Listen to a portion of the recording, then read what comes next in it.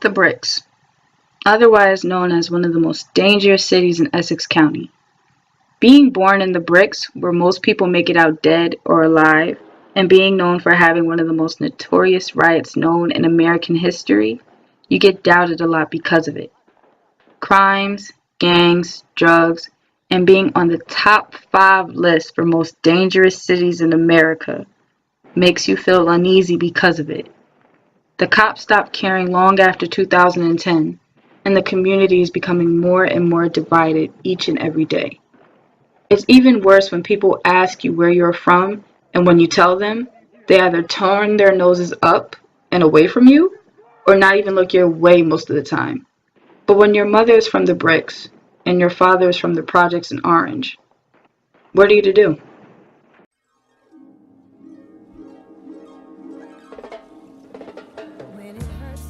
Although my parents were born at the end of the Civil Rights era, and old enough to know about Nixon, they were both products of an urban area. Newark and Orange, New Jersey. They taught me a lot of values growing up, as well as my grandparents did. My parents would usually bump heads when it came to their values and what they were taught, and sometimes would come off ethnocentric towards each other, only because my mother was raised by her family, who migrated from the South to the North, and my dad had a Cuban father and an African American mother that were basically raised in the projects. That didn't stop them from settling their differences and teaching me and my brother certain values we had to learn. I saw a lot of mistakes happen right in front of me from my family as well as my peers, and I just decided to do the opposite of what they did. Only part is my parents taught me that violence was never the answer. So I was bullied a lot with words. But one day, I started to own those words and embrace the flaws they had talked down about. My parents raised me with so much love and care that I always put that first before anything negative.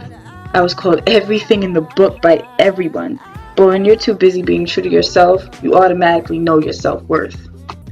I am great, I am wonderful, I am amazing, I'm funny, I am loyal, and an inspiration to many people who have also inspired me for a very long time. I never could fully understand my parents' views on things, especially when they were 60s babies and I'm a 90s baby. Also, I'm the youngest out of all of my cousins, which were boys. Being raised around boys, I come off to be very tomboyish and I don't really get along with other females, but that didn't stop me. I tried my best to just be myself and be the goofy, loving, funny person that I am. And then this is when my familial identity came in, because nobody's going to have your back like family.